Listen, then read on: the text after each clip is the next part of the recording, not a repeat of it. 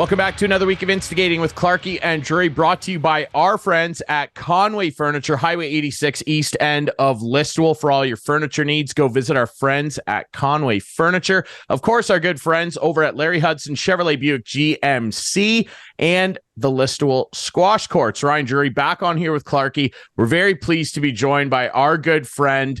This guy has been on the show probably more than anybody. We should probably start cutting him into the profits. Hey, easy. Steve McAllister of the Parleh, and of course, iGaming News Canada. Steve, coming out of yours. At least get me a Larry Hudson shirt, Brian. Come on. Well, hey, we probably could. Clarkey will be done with that one in about an hour, and we'll get it right in the mail to you. Perfect. We'll sign it and everything.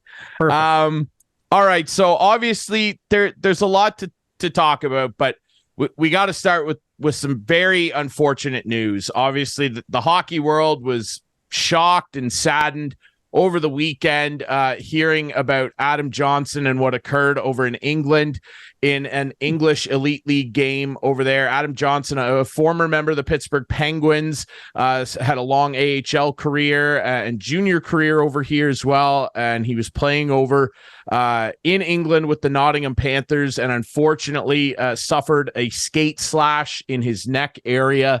And, we've seen injuries like this before at the NHL level, certainly. Famously, we all remember Clint Malarchuk and Richard Zednik. Thankfully, those two survived. Unfortunately, this time, Adam did not. And it's just, it's a really, really terrible thing to try and fathom and wrap our heads around. Steve, it has really sparked a big conversation about player safety again, and for very good reason. A few years ago when Erik Karlsson had his Achilles severed in that incident with Matt Cook, there was a big outcry for all the players to start wearing the Kevlar socks, and a bunch of them have. Is it now time for players at every level, including the NHL, to start wearing the neck guards? It won't be easy, Ryan. But if I was playing in the NHL and I heard Adam Johnson's story, and certainly my condolences to Adam's family and friends and teammates, it'd be a no-brainer for me. I mean, I think you mentioned the Erik Karlsson accident. We know how sharp the skates are today. And, I've seen a couple places today with people saying that this is probably something that could have been prevented. And, so I would sound the alarm loud and clear to insist that players wear neck guards. Now, obviously, you mentioned it won't be easy, and especially at the pro level. And I was actually shocked today to learn that USA Hockey does not mandate wearing those protective high-rising collared neck guards. I wore one when I played. I did not play at a high level, but I was afraid of potentially getting cut.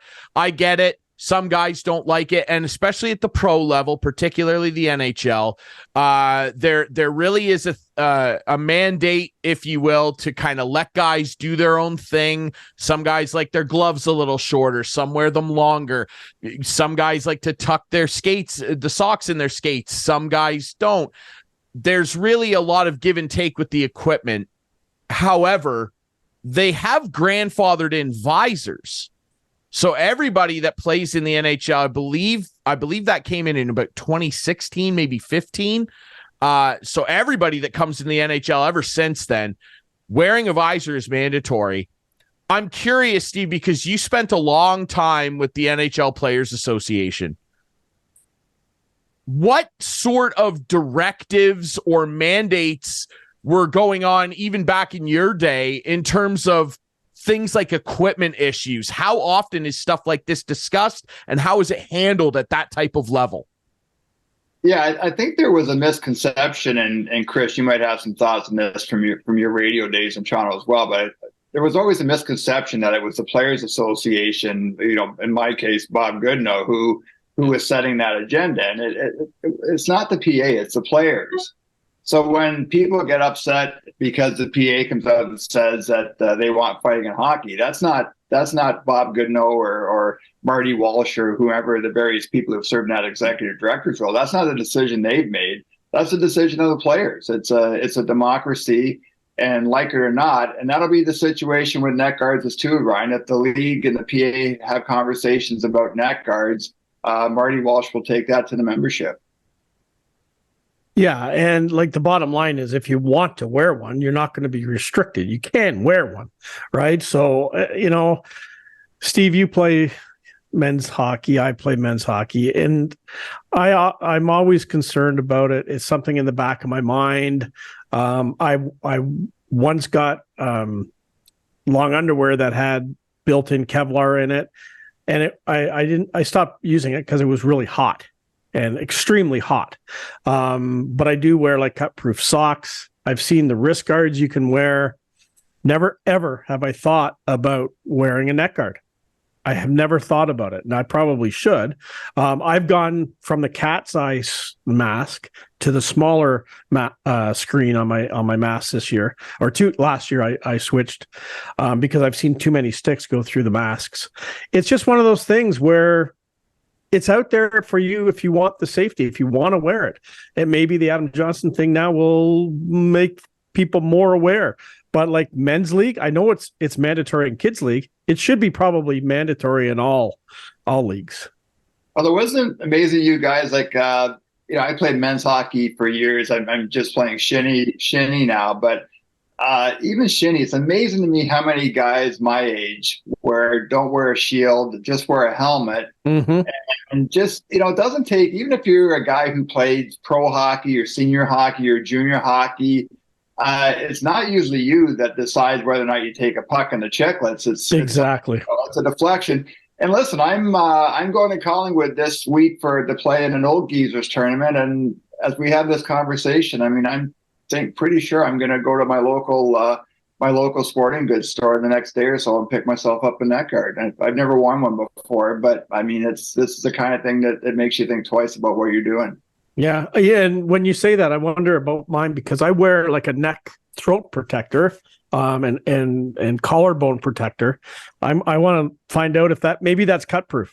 I should look into that because that would make it easier for me. But I do have some neck protection for sure. But yeah, you're right. You should, and everyone should, because we saw what happened with Clint Malarchuk. We saw that play out right on TV in front of us. But it's not a neck as well. It's not a fun. And like Mikheyev got his wrist slashed when he played for the Leafs. It happens. Like it does. It's not. It doesn't happen often. But as you said, with those skates sharpened as much as they are now, like, do officials, they should be wearing that stuff too, like especially linesmen who have to break up fights. They're sometimes rolling on the ice. Like what's their mandates? Any at all? No. And it's funny, Chris, when you're talking about that, and when we started this conversation, when I started refereeing in the 70s when I was 11, 12 years old, and I remember we didn't wear helmets back then, and when I got back into refereeing, when I moved to Kincardine in 1981, of course, helmets were mandatory by then. And I was really mad about that. I thought, geez, looks nice, my hair out there and flowing in the wind as I'm skating up the ice. I thought, what a horrible idea. And then, you fall, you get the skates taken out from under you, or next you get dumped on your backside or whatever. And you think, okay, this is a good idea. Then they introduced the face shields. I thought, oh, this is stupid. I don't want to wear a face shield out there. It's too hot. And now I can't imagine not refereeing now without a face shield because of the speed of the game and that. I know referees do have more protection than they certainly had back in my officiating days, but it's certainly far from the worst idea in the world for these guys to add a neck guard if they're not wearing one already. Yeah, it's going to be an interesting conversation over the next little while because, Clarkey, you brought up a number of examples there last year. Evander Kane lost a very big chunk of his season after his wrist was slashed in a scrum. We saw a few years ago Taylor Hall in pregame warmups with no bucket on, fell, and a teammate's skate struck him, and he had a nasty cut. And just the other day, a guy got kicked in the eye. A week ago, yes. Jacob Lauko of the Boston Bruins, and he looks like a horror villain now. And he'll heal and be fine, but man, oh man, I shudder to think of what would have happened if, you know, he didn't have a visor kind of protecting some of the impact of that, and it still ended up being pretty gruesome. I understand, and look, we've talked about this before, you know, in other contexts. The NHL, it's the most high-profile league in the world. We love and want more individuality out of these guys, and the equipment is a big part of that. Goalie masks, it's a huge part of a goalie's personality. The way a guy wears his skates. You know, Clarkey, 2 weeks ago we were kind of goofing around and talking about Tyler Bertuzzi and how he doesn't tape the top of his stick. Like that's a cool aspect of a guy's personality in their equipment. You know, for me, Ovi and the RoboCop visor back in the day, it's like, it's a cool thing, but hey, that was a visor. He was wearing it. Like Ovi wore that, and he didn't have to. Back in Russia, there was no rules about it, and he still wore one when he was playing there. I do feel that I understand it. And like, guys have to wear their helmets now in warmups as a result of that Taylor Hall thing. I do think that we're probably not far away from guys being mandated to wear these neck guards, because I know I get it. It's an accident, and it's rare that it happens in such an unfortunate and gruesome way. But if there's a shred of a chance that this could have been prevented, and that it can be prevented in the future on the NHL ice, AHL, junior, Pee-wee, we got to do it. And Steve, I do wonder, from your experience back working with the PA, how something like this would start. It would have to be powered by the players. What kind of process would have to go down? Two ways, I guess, it could go down, Ryan. Once is that Marty Walsh and the leadership at the PA bring it up with some player reps, and I do know that there are some Zoom calls happening this week with the Players Association in light of the Shane Pinto suspension last week. So that might be a topic that comes up during those Zoom calls. The other one would be players or player reps themselves just reaching out to the PA and say, hey, maybe we need to have a discussion about this. But you know, it sounds crazy to say, Ryan, but I don't know. I just don't know if it's going to be that easy. I mean, these guys NHL players have dug their heels on other equipment things in the past. Like getting shields across the finish line wasn't easy. And I just don't understand, in an era where all these guys grew up wearing full cages, why they just wouldn't continue that trend when they get to the NHL. And you know, I don't know about you guys. It just seems more and more these days. When I watch players being interviewed, I can't believe how many players are missing teeth. And these are guys, like, these are 19, 20-year-olds, and guys just start early in their lives who are only going to play, you know, if they're lucky, they're going to play 7 years in the NHL. That's a hell of a career. And these guys are going to have all kinds of dental work done at the end of the career. A quick story. I've got a good friend of mine who played senior hockey back in the day. He's probably spent about $20,000 in dental work over the past year for hockey injuries he had back in his senior hockey days. And that guy went through hell to essentially get his teeth fixed. And I mean, obviously NHL players, the money's there. The money's not an issue. But do you really want to be missing teeth when you're 20 years old because you're too proud to wear a cage? Apparently they do. I mean, right? Like, apparently they do. Yeah, it's a tough conversation to have, obviously, because you're, especially at the NHL level, even the AHL, like, you're talking to guys that are adults who understand the risks here. But I would, in closing, you know, and if you guys have anything else to add after this, please feel free. In closing, I would direct everyone's attention kind of to what Formula One has done, and really motorsport in general, you know, right down from rally car, IndyCar, NASCAR, in terms of safety, because there is no more dangerous sport than those. I mean, we're talking about guys in F1 in particular moving down straightaways at 300 plus kilometers an hour. And there was a big stink about the halo that you see on cars now. I have personally, in the years that I've watched F1 since the halo came in, I've personally witnessed it probably save 4 or 5 drivers' lives, including Sir Lewis Hamilton. Like, there was a crash 2 seasons ago. I believe it was at the Brazilian Grand Prix. You can look it up, between him and Max Verstappen. And if that halo's not there, there's a very good chance that we would be talking about Lewis Hamilton in a past tense right now. But the halo was instituted. Guys complained it's going to obstruct our vision. It's going to make the car harder to drive, the aerodynamics. When you're driving in cars that are going that fast and you flip over and there's nothing protecting you, you're going to be thankful it was there, and they are. So I don't know. I don't know where this goes. I don't know how long it might be or what it will take, but I would personally, if I was a player of significance in the league, I would be calling other guys, other union reps, and saying, hey, this might be something that we should probably try and do. I don't know if you guys have anything to add to that. No, I did see, Ryan, before we hopped on this interview, that the British Ice Hockey League, they have come out with some sort of announcement or recommendation around. They have. So yeah, they've mandated them. Yeah. So step in the right direction. And I will say, like, if I'm one of the 64 goaltenders in the National Hockey League, to Chris's point earlier, I'd certainly be making sure that my neck's properly covered at the very least at that position. Yeah, I agree. All right. Earlier, like a couple minutes ago, Steve, you brought up the Shane Pinto situation, and I'm glad you did, because I want to touch on that with you. You're the guy that I thought of first when we first heard about this. I want to touch on that with you next on Instigating. Stay tuned.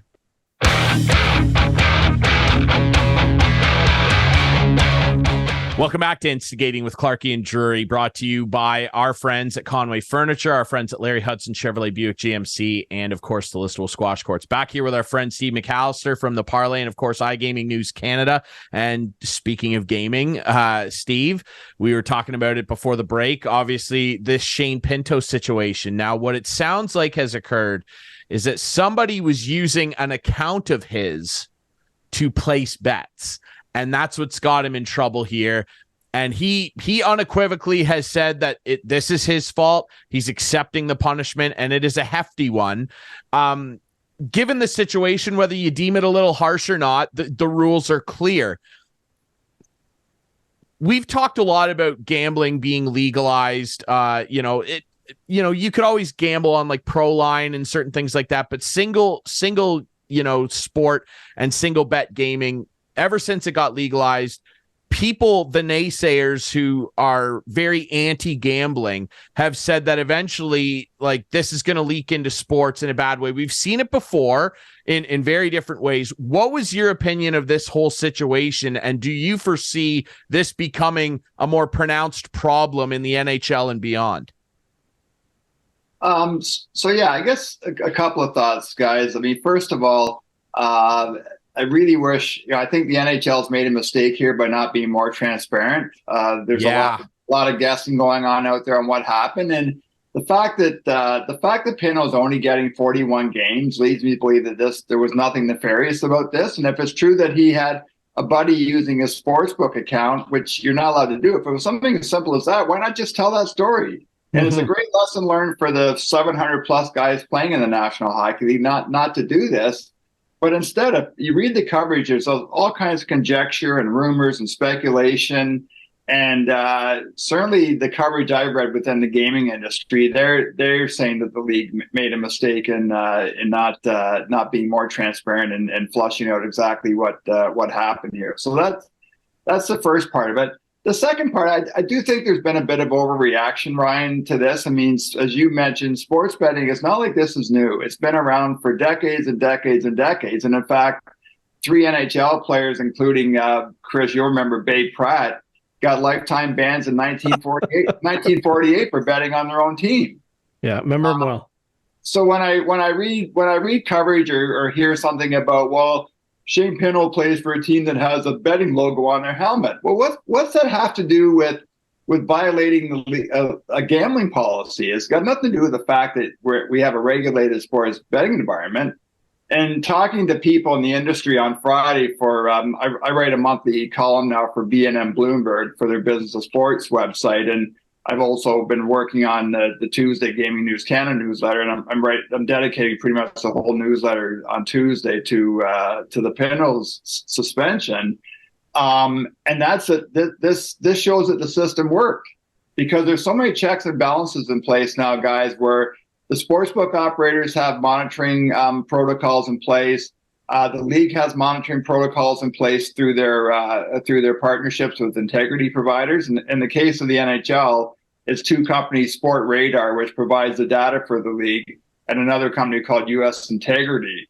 So the fact that we are operating in mostly a regulated sports betting landscape in North America now, this is a case where we see the system's working.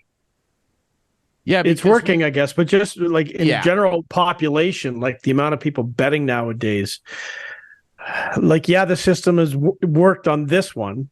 I don't know. As a guy who's a little pessimistic on it, I would think there's stuff going on that, like, I don't know. It just seems like it'd be too easy just to, hey, buddy, like that kind of information sharing specifically. Like, I know you get in trouble doing it, but I don't know. It's just, I don't think any of us are that naive, Chris, to suggest that type of activity is not going on. But that was going on in the past with, the gray market or the offshore or illegal or black market, whatever you want to call the betting landscape. Yeah. And again, like it's not to, I don't want to diminish the fact here that there is gambling addiction. It doesn't sound like that's anywhere close to the situation here with Shane Pinto. But on the flip side, like there's a lot of vice industries. I mean, tobacco, Canada takes in billions of dollars every year in tax revenue from cigarette smokers. Alcohol is a vice industry. Cannabis is a vice industry. People have been going to the racetrack for decades and decades and decades. So I'm not unsympathetic to people who have problems with addiction, but at the same time, these are legal regulated industries, and I think if you don't regulate them, you're opening yourself up to other kinds of problems on top of the ones that already are going to exist no matter what. Mm-hmm. Yeah, I agree. And I think that, again, there are a lot of people, myself included, you guys, other people watching that gamble very responsibly and have fun doing it and are able to control that. And I do think that it is an industry that has been getting labeled unfairly at times. We've seen a lot of wild overreaction from this, Steve, and just as a final note, I want to ask you your opinion on this. Given the way that we see the industry regulated currently in our country and in growing numbers of markets in the United States as they continue to kind of catch up on this, we've heard a lot of people saying that stuff like this is just the tip of the iceberg, and we're not far away from seeing a 1919 Black Sox scandal again in sports. With how it's regulated and your expertise with the industry, how actually likely is that? Yeah, I just don't see that happening in the major professional sport leagues, Ryan. I mean, for a few reasons. One, the athletes make so much money now. There's not that incentive or need. Might be different if you're a guy playing a tier 2 soccer league, or maybe you're an Olympic athlete who plays in a sport where you're not getting much funding. And that's when you talk to people in Canada, like people at the Canadian Centre for Ethics in Sports, that's what they're worried about right now. They're not worried about NHL players or NBA players or NFL players. They're worried about that Olympic athlete who maybe gets a couple $1,000 a month in karting money. And those are the guys, men and women and others, who are susceptible to match fixing or being approached by somebody to manipulate a competition. And then, as I mentioned earlier, I think with the pro sport leagues in North America, is you do have these checks and balances now. Like having this conversation today, a Newcastle soccer player last week was suspended for, I think, 8 or 10 months by the Italian Soccer Federation because of, not just gambling, but he has a gambling addiction and he's going to try to get some help. 2 golfers on the Corn Ferry Tour were suspended last Friday for betting on PGA Tour events. Now, they weren't tournaments that they were playing in, but you can't bet on a PGA Tour event if you're a professional golfer on a PGA Tour sanctioned event. So, I think the fact that you do have these checks and balances, it's just really hard for something like 1919 to happen all over again. Steve, help me with I thought there was new legislation that came out about celebrities endorsing these companies. Yeah. But then I see Sports Interaction commercials on Hockey Night in Canada with Chris Pronger and Mitch Marner and I think Leon Draisaitl. Are they just saying screw it, or is there something that they're getting away with? Yeah, so the Alcohol and Gaming Commission in Ontario announced, Chris, back at the end of August that they were going to place these new standards or new restrictions on the use of athletes and celebrities in advertising, but those rules don't kick in until the end of February. Oh, okay. And there's still a thought. There's a lot of operators in the industry who they would like to revisit that with the regulators. And again, I think there's a lot of cloudiness around what defines a celebrity, because social media influence are part of this, or even as it relates to athletes. Like, an athlete who maybe played one game in the NHL, are you really going to be concerned that he's endorsing or working as an ambassador for a sports book? And some people will say, well, you compare that, compare Chris Clark, Ryan Drury, or Steve McAllister with Wayne Gretzky. How do you quantify that? So those discussions are taking place. But what you talk about, Chris, if the AGCO presses ahead with this, they won't take effect until the end of February. Yeah, interesting. Well, we'll see how that shakes out. One other thing that I definitely wanted to discuss with you, Steve, and, Clarkey, we touched on it on a recent episode too, and I know you have a lot of thoughts about this. You're very passionately kind of against this, is the recent announcement that the NHL draft is going to decentralize. They are going to go in lockstep with the other major leagues, where basically the telecast will now just feature the prospects there in a room with the commissioner, with their families and agents. They will be there. The teams will all stay at home and be essentially phoning in their picks for the commissioner to announce to the telecast. And I'm a little disappointed. Clarkey, I know you're very disappointed because of all your great experiences over the years, double digits in terms of drafts you attended for Leafs TV. What's your opinion of this, Steve? Like, is it as simple as a cost-cutting measure, or is there more to this? And what's your thought on it? Because I'm not a fan. Yeah, I do see both sides, Ryan. And first thing I'll say is, I've been highly critical for years of the Ontario Hockey League for getting rid of their draft, because I always thought that the OHL draft was an opportunity to bring that community together. Things have obviously changed from a media standpoint, but back then when the league first decided to take the digital route, there was still a lot of media to cover the teams. There was a great opportunity for media people, reporters whether it's Barrie or Peterborough or Mississauga or Sudbury, to get together for a couple of days and have access to league executives. And it was also, again, a great thing for kids and their parents. I do get that this is an expensive venture for the National Hockey League, but again, I'm a media guy like you and Chris, and there's a lot of benefits to having a draft there. Networking, if you're a journalist, a chance to talk to people. I think it is special for the kids that are drafted and their families to be there. And I certainly think in Canada, there's still, I have to believe, Chris, that the viewership numbers are still really healthy for that Friday night coverage of the draft. Well, the Friday night for sure, right? Like, it would definitely be one of the bigger audiences for sure. But it's got to just come down to cost, and it's the teams in the league who shouldn't be around anyway wanting this ended. But I don't know. It's unique to the National Hockey League, and I just hate the fact that let's do something the other leagues are doing. Like, just stay with what's popular, like what your fans like. And I don't know. If I was still working for the league, or with a team with the Leafs, I would definitely not be happy about it.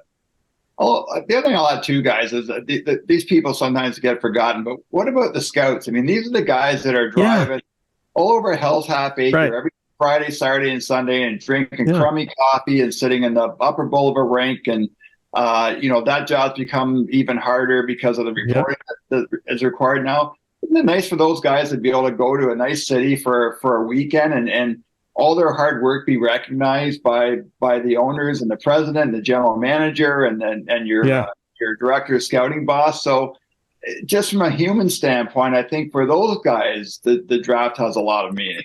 That's a great point. That's a real, we should get Barry Trapp on the show in the next couple of weeks, Ryan. Yeah. You're not going to get anyone working for a team right now, probably talking outspoken about it, but a retired guy might come on and say it, because it's absolutely right. These guys go for the week in Vegas or wherever they go, and they're taking Clarkey, I see them every weekend.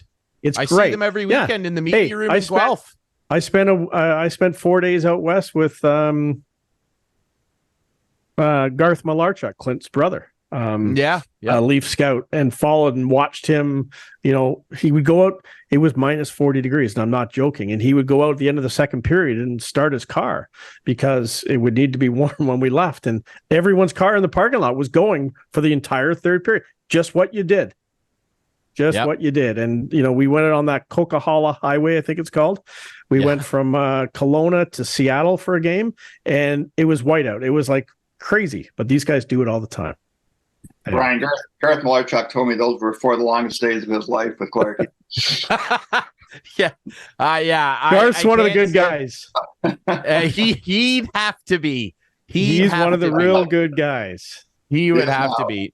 No, I agree, and I see these guys roll through the media room in Guelph from different teams. Saw a couple guys from Vegas the other day, and Dallas at the Storm game on Sunday. These guys, they're putting in a ton of work, and they're still so underappreciated, I feel, until the draft rolls around, and then people are excited about the person they pick and their favorite team, and then they get some love, and now it feels a little bit like that's kind of getting taken away in a sense. And it's unfortunate, but leave it to the NHL to, take one of the only things that makes their league and their product unique and squash it into the ground. Yeah, that's exactly. That's what we do. I will tell you, Ryan, there's 2 things I wouldn't miss about the draft. One is the guys having to put those stupid ball caps on their head when they get on stage. And the second one is somebody bringing up a kid to be on stage as well. I mean, those are 2 things I could certainly do without. But the pros of having a draft in the city far outweigh the cons. And I think, I for the 3 of us, it's a no-brainer. Yeah, for sure. Yeah. Steve, the Argos 16-2, setting at a CFL record. And they have the bye week this week. Montreal and Hamilton play in the East. These Argos are going to win the Grey Cup, aren't they? It's a perfect. It'd be shocking if they didn't. It's a great story, guys, and I think it's the story that kind of is sitting there under the cone of silence, and it's too bad. It's funny. I had a long chat with Dan Ralph, the longtime football writer for the Canadian Press, a couple weeks ago. Dan and I worked in Georgetown together back in our early days in the business, and we were just talking about the Argos and the fact that the papers in Toronto, they hardly ever get a beat writer out to practice anymore. And they're relying more and more on Dan just to cover games for them. And, I also talking to some guys too, I think on the golf course a few weeks ago, and you do wonder if the Argos win another Grey Cup, if maybe that's the thing that gets them over the hump and people start going back to Argo games again. And I hope that's the case. I mean, Chris, I'm sure you spent a lot of time around the CFL back in the day. When I joined the Canadian Press in 1988, my first 2 years there, I covered the Ticats and Argos and had a chance to go to 3 Grey Cups. And I have a lot of some of my fondest memories of working in the business are those 3 years I spent covering the league. Yeah, I wanted to go to the Grey Cup this year. Unfortunately, I'll be in Jamaica, so I can't. But I'll be trying. Well, you know what? I land that night. I land at 7:30. Game is 6 o'clock. But there it is. That's what it's all about, right there. Yes, sir. Right here. And I'll say this too. You can bet that I feel confident also saying this, Clarkey, when they win the Grey Cup, because I will be floored if they don't. That they're unbelievable. I've seen a lot worse things happen though. Year. Like I've seen that team 16-2 or whatever. We know 15-3 lose in that Eastern final or Western final. That's why we play. I know that's why we play. And you know what? With all due respect to the Hamilton Tiger Cats, they're going into Montreal. No pressure on them. They win in Montreal, then they play the Argos for a chance to play for the Grey Cup at home. Yeah. So that could be tough. So it'll be fun. Stuff. It'll be fun. And I'll say this, the league is coming along in fits and bursts. Like I was shocked to learn that Green Day is playing the halftime show. Like they are. The league shelled out some serious cheddar to get those dudes up here from California. Like, let's go. I'll be certainly tuned in for the game, and I'll be excited to watch Green Day. Like, hey, they're trying. They're doing their thing, and the Argos, I hope that it ends in another championship, and our friend Mike Hogan will definitely join us when that happens. He will. You can bet, Clarkey. You can bet.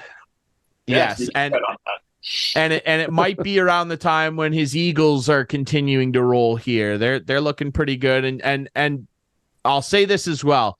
Merit in what you're saying, where we can't put all our eggs in one basket here. We're confident the Argos are going to do it, but hey, the Kansas City Chiefs just lost to the Denver Broncos, ladies and gentlemen. This is why we play the games. Hey, last week we were talking about NHL undefeated teams, and you said Boston will go undefeated tonight. They're playing Anaheim, and I said, oh, not so quick. And what happened?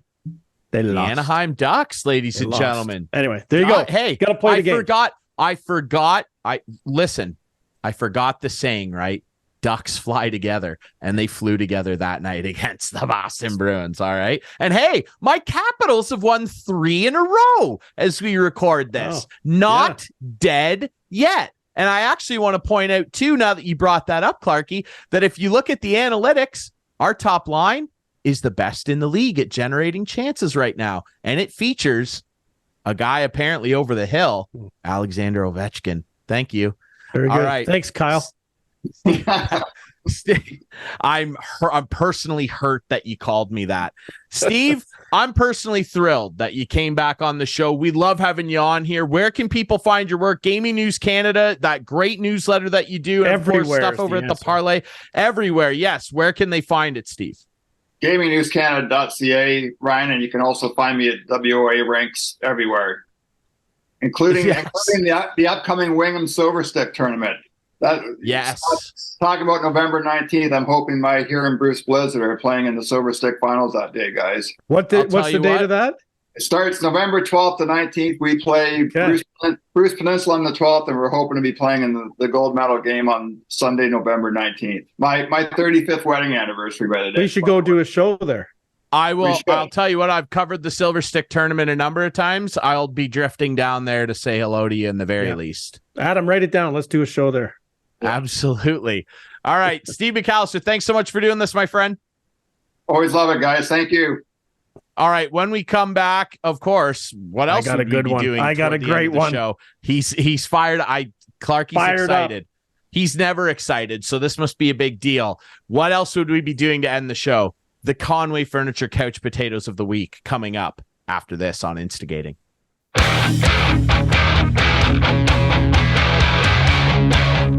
Back to wrap things up here on Instigating with Clarkey and Drury this week, brought to you by our great friends at Conway Furniture. We'll hear more from them in a couple of minutes here. Obviously, our friends at Larry Hudson Chevrolet Buick GMC. Remember, hey, snow's on the ground now, and they've got large SUVs. They got lots of large trucks over there. You got to get yourself into 4x4 gear. If you want to do that, go see Clarkey or one of our friends at Larry Hudson Chevrolet Buick GMC, 1000 Wallace Avenue in Listowel. How easy is that? Where the deals are hot. They are hot. It's cold outside. It's cold. Deals. Baby, it's cold outside. Oh, we're not allowed to sing that. I guess. But the deals are hot. They are Larry hot. Hudson's. And of course, our friends at the Listowel Squash Courts. Big tournament coming up. Big weekend for you guys. I was talking about it with Al. I haven't even practiced, so we'll see how it goes. I'll report better than me. I'll bring You'll some be better than me. I'll bring some video. Please do. Please do. speaking of video, and well, the video was played today at the press conference. Of course, we're recording this segment on Wednesday. Wow, what a start to November for the Ottawa Senators after 8 seasons. Pierre Dorion. Now the reports have come out that he has resigned, but they fired him. Like, the writing was on the wall and he saw it and he wanted to do the "you can't fire me, I quit" move. So take that for whatever you will. A bunch of reporters tweeting out he resigned. He was fired. And the reason he was fired, Chris Clark, is because of this whole fiasco with the Yevgeny Dadonov trade that took place last season between the Ottawa Senators and the Vegas Golden Knights. Now, if you're wondering, what do you mean? So basically, what they did was Ottawa acquired Yevgeny Dadonov. He didn't like it there. They signed him to a deal. Now, when they signed him to this deal, Chris, it included a 10-team no-trade clause. No trade clause. Correct. Which included the Anaheim Ducks. I'm curious if it included the Ottawa Senators too. You can't trade me back here ever. I understand that, right? But I'm just saying. No, yeah, that'd be funny. Yeah. Now, if you're wondering, what does it matter if the Anaheim Ducks were on this no trade? Well, in 2022, they traded Yevgeny Dadonov to the Vegas Golden Knights. Oh, yeah. And then Vegas, to get out of some cap trouble, subsequently dealt Yevgeny Dadonov to the Anaheim Ducks.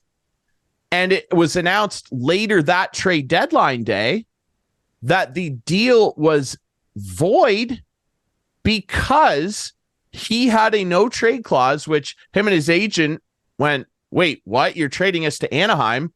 Not so fast. I have a 10-team no trade list." And the issue at hand is that the Vegas Golden Knights had no idea he had said no trade list when they acquired him from the Ottawa Senators. Which is against the rules, not disclosing that information. It's against the rules. Now, it's 2023. It's not like telegrams were being sent or that this was done over Morse code. There are a lot of ways you can point the finger of blame here. Yes, is there maybe a shred of due diligence blame to go toward the Knights? Maybe, but it's on Ottawa to ensure that the other team knows, hey, by the way, he has a 10-team no trade list. Here it is. We're the ones that gave it to him. Well, that was not disclosed, and it really bungled up the Vegas Golden Knights, obviously, at the time. And the league, what's funny to me is the league in their statement, because here's why Dorion got fired / resigned. The league handed down their punishment after concluding their investigation into it and said that Ottawa's actions brought embarrassment to the league and brought the league into disrepute, and so decided to levy a punishment of surrendering a first-round pick from the Senators in either their choice of 2024, 25, or 26. And Ottawa, in any of those years, could choose to rescind their first pick following the draft lottery. That's how it all breaks down. And so Michael Andlauer, the brand spanking new owner of said Ottawa Senators, finds out about this and is obviously very upset. And Steve Staios has been brought in as the interim GM. Now, the issue at hand, Ottawa held a press conference. Again, we're recording this segment Wednesday, November 1st. They held a press conference today where Michael Andlauer, and you rarely see owners come out and speak. Can I back up one second? I have a question. Yes. The league just made their ruling today, correct? Yes. Okay, that's all I want. Okay, continue your story. Which is part of the issue. Yeah. Now, again, you rarely see owners come out and make statements publicly. Ever. It's so rare. Michael Andlauer, this from Frank Zeravalli and many other reporters directly quoting the press conference, Sens owner Michael Andlauer says the NHL did not advise him of either investigation, that being this Dadonov one and the Shane Pinto one that we recently saw handed down. Botched Dadonov no trade or the Pinto sports betting incident before he closed his purchase of the Senators. Craziness. And Lauer says, and I quote, maybe they didn't want to disrupt the sale to make sure the seller got the best price possible. And Lauer goes on to say the sellers saw the Dadonov situation. By the way, the sellers he's referring to are the Melnick Group, Eugene's two daughters. Yeah. Who were not handling the sale, to be fair. No. So Andlauer says the sellers saw the Dadonov situation as a, quote, non-issue when he was in talks to buy the team. He isn't happy to lose a first rounder so long after everything played out. Quote, why I inherited this situation is beyond me. There is no reason for an investigation like this to last this long. Exactly. Michael Andlauer's words. He is precisely right.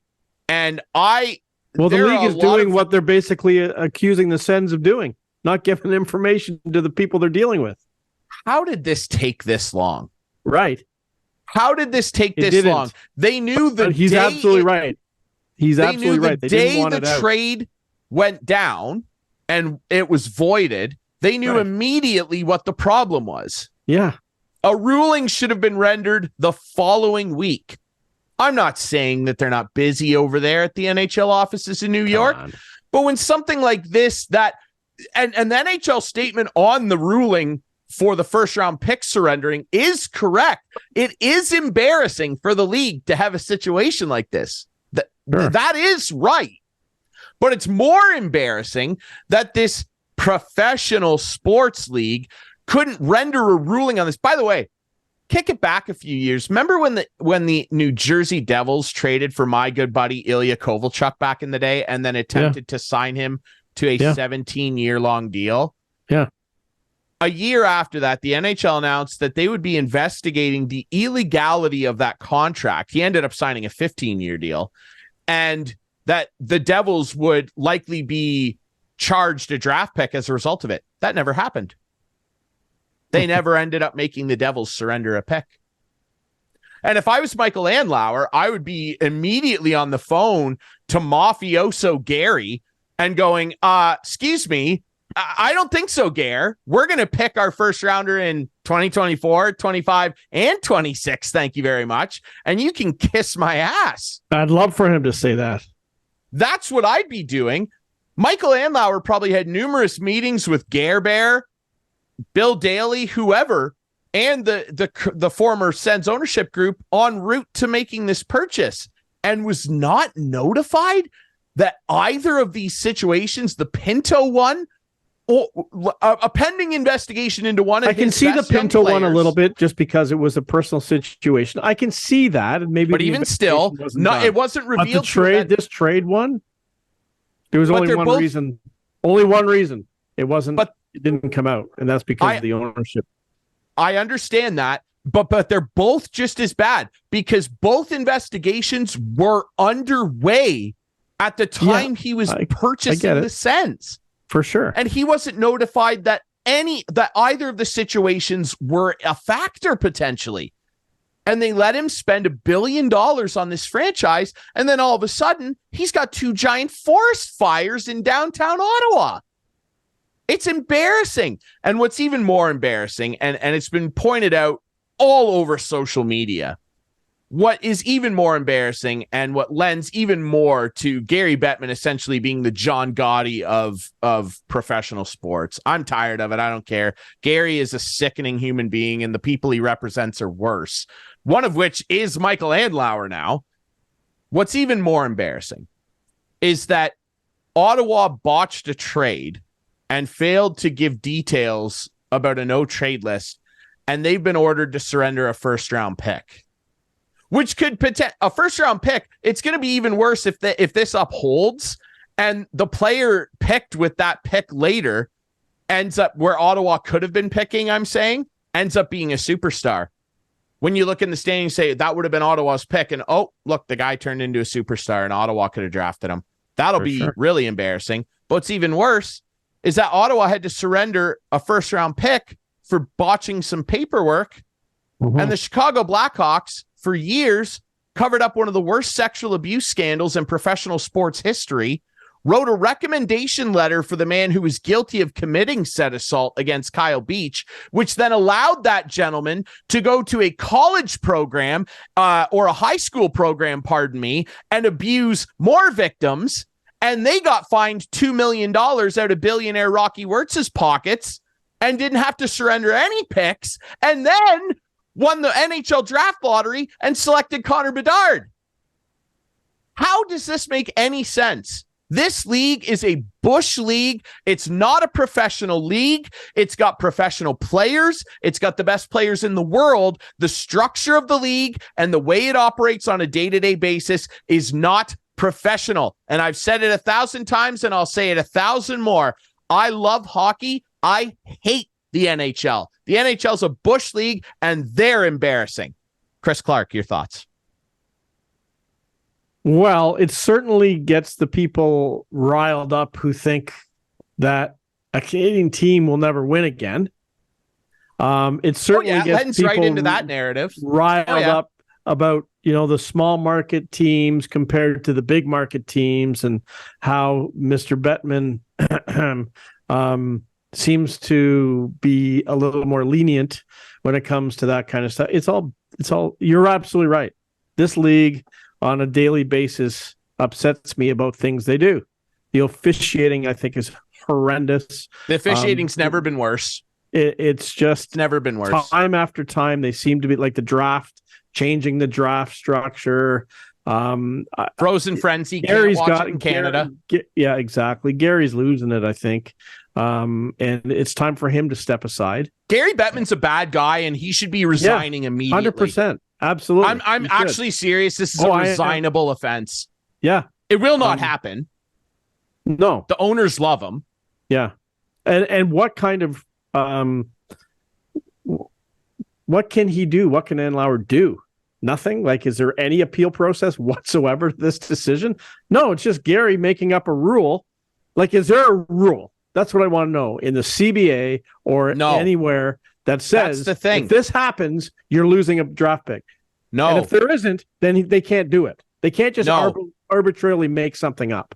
When's the last time this happened? I don't know about this trade scenario where something like this was withheld, but like the most recent example of something like this in theory is the Kovalchuk thing.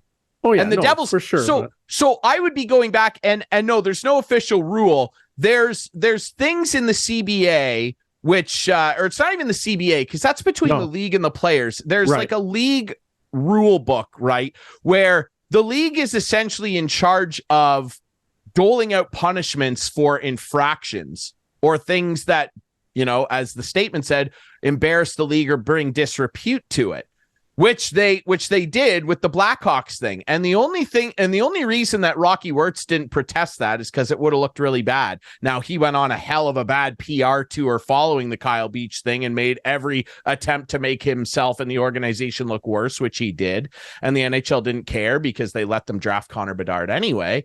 But that's the reason he didn't protest the $2 million tab, which is embarrassing. It should have been $10 million and the first round pick for the next 3 or 4 years.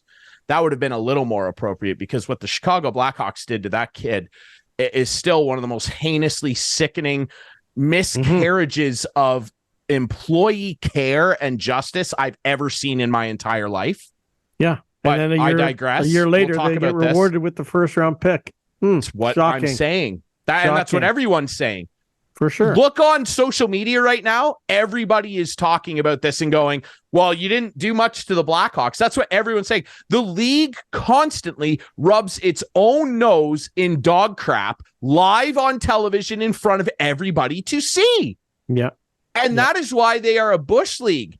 This is a Mickey Mouse operation. When Wayne Gretzky called the Devils a Mickey Mouse team back in the 80s, what he actually meant was, the whole league's a Mickey Mouse operation, and they are. Sure. And the only good thing about it are watching players like Wayne Gretzky. Yeah. The league is a joke. And if it folded tomorrow and they just continued on with a new entity called the World Hockey, the WHA, the World Hockey Association or something, and all the teams remained, the Maple Leafs, the Caps, whatever, I'd be fine with it. I wouldn't give a hot damn if this goofy logo disappeared off these jerseys. No one would. I don't give a crap about the NHL. No one would. Absolutely. And nobody it's because they don't give a crap about us, the people that play in it, and the people that matter, which are the fans. And that's all I have to say. Yep. Our Couch Potato of the Week is brought to you annually by our friends, or weekly, I should say, is brought to you by our friend annually. Once a year we did. No, it's brought to you weekly by our friends at Conway Furniture, Highway 86 east end of Listowel, ladies and gentlemen. And you can go in there and, hey, they got all your furniture needs. You need a beautiful new dining room table. Hello. Beautiful new recliner. Hello. Beautiful new couch to be a couch potato on. Hello. And the prices in there include HST and delivery. See you later. They got a great sale going on right now on leather couches and love seats. Hit up our friends to be a couch potato over at Conway Furniture. Now, Clarkey, yeah, I'd like for you to once again go first. People are probably wondering at the end of the show, suddenly he's got his Caps jersey on. I will be touching on that momentarily, but first, I'd love to hear your Couch Potato of the Week, sir. Well, it's another one of these ones I have that I don't know who I'm blaming, but I'm blaming somebody for this. Sure. And it's becoming a joke when I go to Harry's every Leaf game to watch the game. Okay. Because Harry spent $200 on a Bud Light. And, the goal light. The goal light? Yeah. Right. Well, the goal light seems to go off now at least 4 minutes after the Leafs score. It's ridiculous. The guy who's pushing the button is asleep on his Conway Furniture sofa, on his couch. Ryan, how would you like to pay $200 for something, to enjoy something, and then the Leafs score and you're looking at the light and you're like, it's not going off. And it literally, I can understand 30 seconds. I can't. But literally last night, it was 4 minutes. I've seen a guy do this. I know a guy, the same guy, who used to push the button. It's an app. You bring up the app, and it has the two team names on it. And you click goal and confirm. It's all you got to do. Well, at the beginning of the year, we thought maybe the guy, or at the end of last year, we thought maybe the guy was watching online because it would be 30 to 60 seconds late. Yep. If you do this job, you have to have cable. That should be one of the the requirements for the job. You can't watch it online. You have to watch it on cable. And it's pretty instantaneous. I had a guy do it in my basement. He was pushing the button, and I'm like, holy, that's fast. Well, it's ridiculous now. So I'd like you to put this on our socials and tag Budweiser, Red Light, or whatever it is. And we need an explanation why it's now 4 minutes after a Leaf goal, which they only scored one last night. We had to wait till the third period to even test it. Yeah. It was a terrible game. But there's no question. It was. The guy who's doing it is asleep on the couch. And that is my couch potato of the week. Okay, I like it, and we will get to the bottom of this for you soon. I hope we do, because Harry and I are getting upset. We're getting mad. Like, if it's not one thing, we're mad at the game. Now we're mad at the light. We're going to begin a Conway Furniture Couch Potato investigation. Yes, and if Budweiser had any brains, they would not want any bad publicity now. They had enough in the last couple of years. Anyway. Okay. All right. I appreciate your contribution. Thank Mine you. will be a little different. Okay. And it's a somber one. So you took a negative turn to your couch potato this week. I will be taking a positive one. This is someone who should be a couch potato because they've earned the right to relax and kick their feet up. And I hope ultimately that's what this guy does. And if you don't mind, I haven't put this on since the year. But if you don't mind, I would like to put on my Stanley Cup championship hat because I do feel that the news today signals the end of an era. Obviously, some tough news out of Washington and for Caps fans. Nicklas Backstrom, who of course has had some injury troubles over the last couple of years and had a hip resurfacing procedure done. It's a procedure that really, a lot of guys, in any sport really don't come back from. We saw it most recently with guys like Ryan Kessler.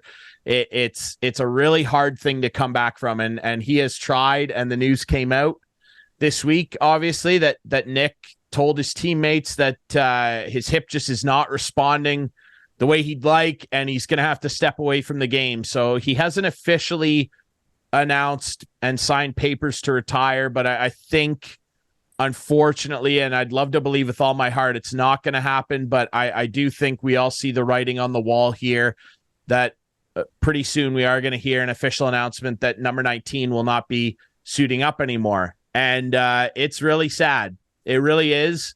I've been pretty emotional all day, I'll be honest. And it sucks. It really does. And I'm upset. I am. I'm hurt. I'm hurt for Nick. He's my favorite player ever, and I'm upset now. It's tough. It's tough to watch a guy that you grew up watching from a young kid. I want to say 15 when Nick was drafted. It's tough to see him go out like this. I was lucky to be a Patriots fan and see Tom Brady go out on his own terms. It was sad, but he got to do it his way. And to see Nick, who's given everything to the team and the sport, really, not be afforded the opportunity to do that is sad. It's heartbreaking. And he's my couch potato because Nick just, he said when he got the procedure done that he just wanted to be healthy, and he was having trouble putting his socks on every day and picking his kids up. And that's what this is all about. It's, this isn't about hockey anymore. It's about real life. The guy's given enough. I think he's going to be a Hall of Famer. He's one of the best passers in NHL history. And he rode shotgun with one of the greatest goal scorers in NHL history and was a big part of that. And more than that, I'm sorry I've been doing this a lot lately, but I have to do it again today. He's a big part of this. He's a really big part of this. And I'm just really bummed out that my guy, my favorite guy, Nick Backstrom, is going to be forced to walk away from the game, not on his terms. And I'm emotional. It sucks. He's my hero. He was. And I hate talking about him in a past tense when it comes to hockey, but it's tough, and we've all got favorite players and favorite teams. Clarkey, you're going to be watching Austin Matthews and the boys for a long time. Well, I'm gonna compare this because when you started talking about it, the first guy I thought of was, and I was devastated when this guy was traded from the Leafs, and then he came back. But unfortunately, his back forced him out at the end of the day, Wendell Clark. So I know where you come from. When you have that favorite player that you just loved watching, and believe me, when I say Wendell was my all-time favorite player, he was everything that you wanted a Maple Leaf to be, not like a Mitch Marner nowadays. You wanted this guy. You wanted a Wendell Clark, and they've always said since, we need another Wendell Clark. Well, they haven't had one. Never won with Wendell, but boy, oh boy, they came close. So I know where you're coming from. Yeah, it's a bummer for sure. And, I would just say to fans out there, I know it seems trivial. It's maybe a goofy thing to get upset over, but I love this team, and not the league they play in, but I do love this team, and I love Nick best of all. And I'm sad. I'm heartbroken. And I just want to say thanks, for everything, Nick. If he sees this, I don't know. Thanks, man. Thanks for everything, especially this guy here.